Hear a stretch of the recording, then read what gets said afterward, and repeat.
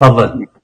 الأستاذ زبير يوسف عم نعم. يسأل يعني بخصوص اختراع أو اكتشاف الأحرف من قبل الخوريين أسلاف الكرد.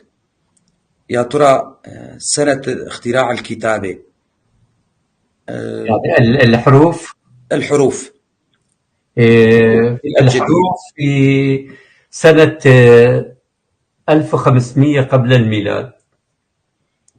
1500 قبل الميلاد.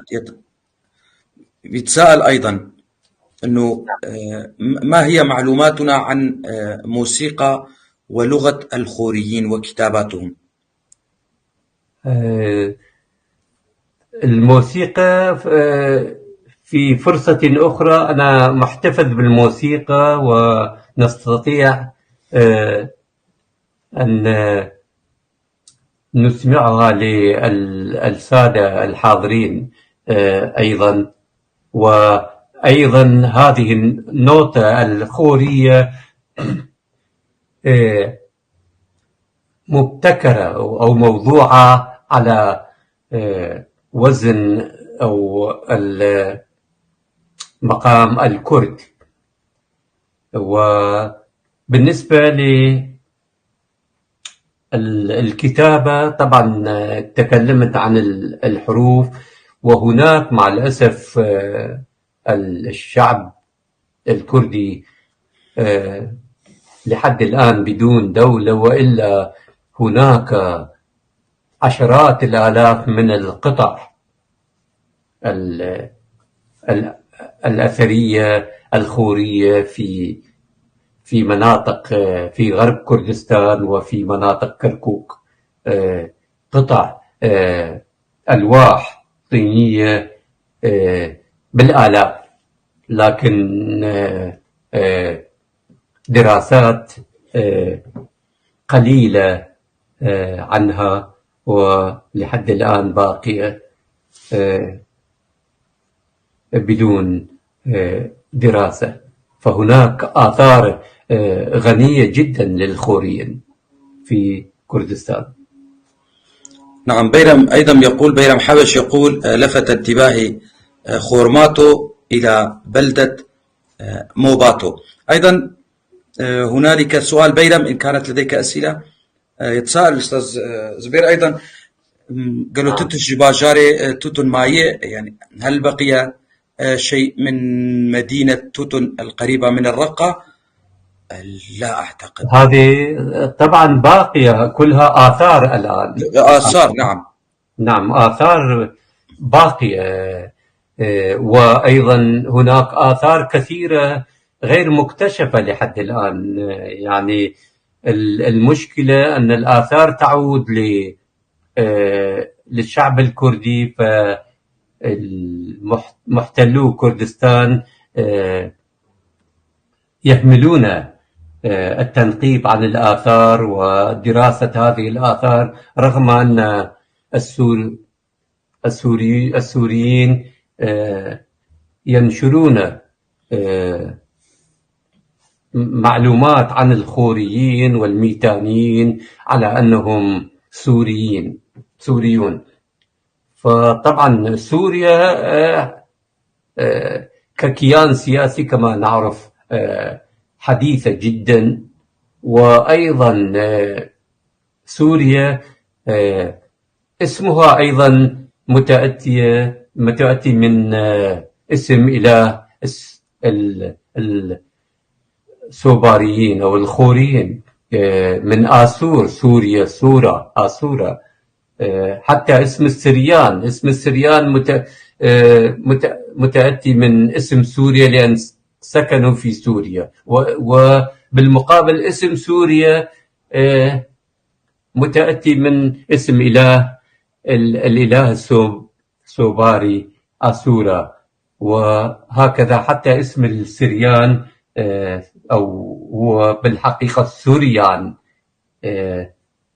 متأتي أيضا من اسم الإله، إله الأسلاف الكرد الخوريين.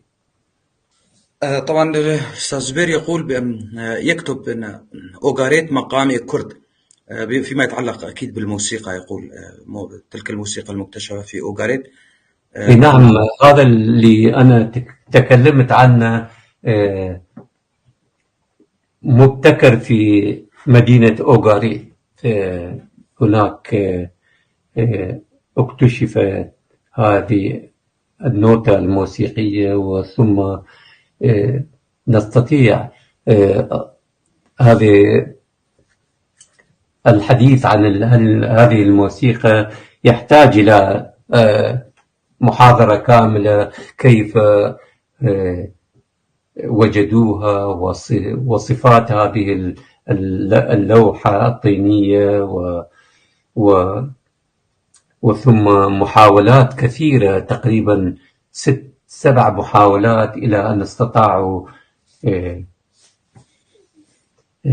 جعل النوتة أو استنساخ النوتة الخورية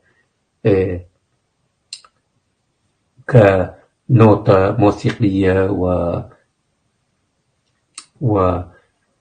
وعزفها. لذلك أيضا في هذه الحالة فإن العرب لا يذكرون،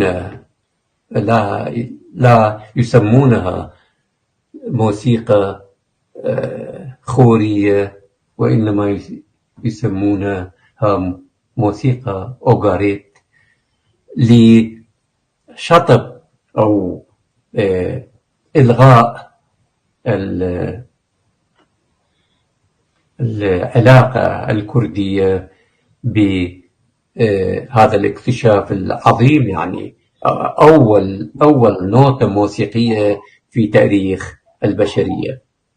هم يجتهدون ويقولون دوما بأن الساسانيون كرد هم فرس، علما أن الفرس أنفسهم يقولون بأن الساسانيين كرد، ولكن العرب يصرون على تسمية الساسانيين بالكرد. الأستاذ زبير أيضا يتساءل، وفواز لن أنسى سؤالك، كنت قد نسيته.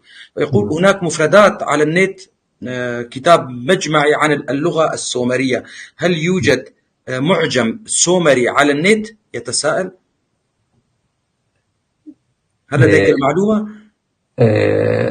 موجودة، يعني على شكل صور، وهذه موجودة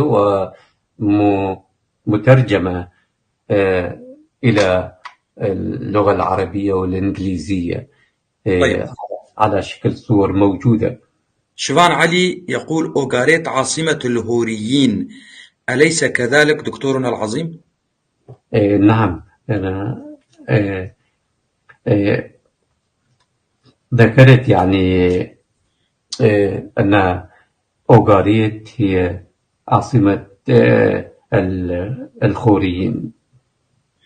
نعم. بينما سألت قبل الآن إن كانت لديك أسئلة تفضل، لأنني قلت لك لا يوجد وقت للدكتور، ولكن أخذنا منه 10 دقائق. فواز عنترات يتساءل، يقول أصل حمورابي الملك البابلي. نعم. أنا ذكرت في حديثي في البداية بأن من ضمن أسلاف الكرد هم البابليون أيضا كرد، كانوا أسلاف الكرد، ومن مجموع 96 ملك بابلي، من مجموع 96 ملك بابلي، 92 ملكا كانوا من أسلاف الكرد، 4 كانوا كلدانيون.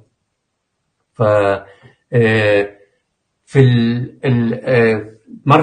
مر بابل في فترتين تاريخيتين. الفترة الأولى كانت عدد ملوك البابليين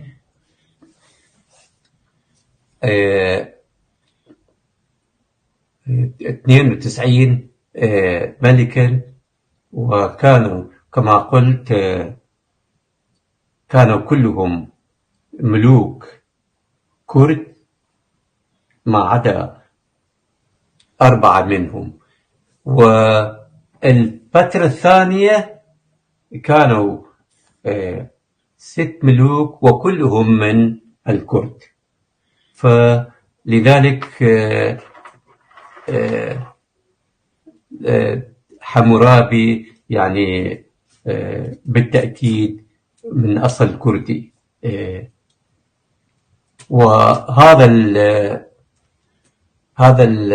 هذه المعلومات مذكورة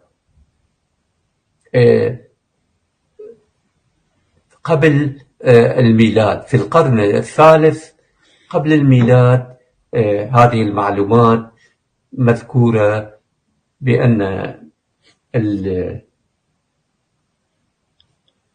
أصل ملوك البابليين كانوا من أسلاف الكرد. فحتما حمورابي أيضا من ضمن هؤلاء الملوك الكرد.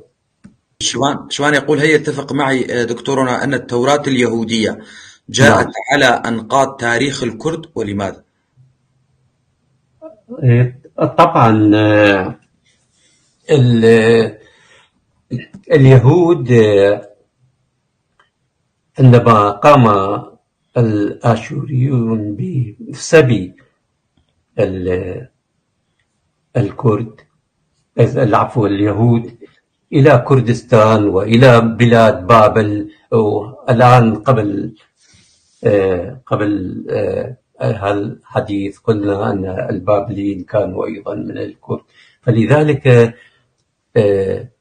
اقتبسوا الديانات الكردية القديمة وعاشوا. والآن نحن الآن أنا أجريت فحص DNA، و5% من الDNA عندي من اليهود، لأن اليهود الذين عاشوا في كردستان واندمجوا وامتزجت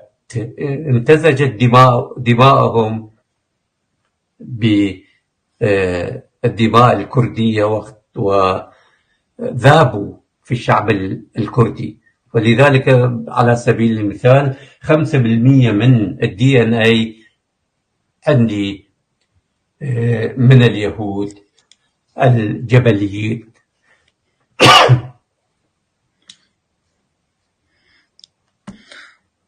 طيب، صح دكتور. بذلك نصل إلى نهاية حلقتنا.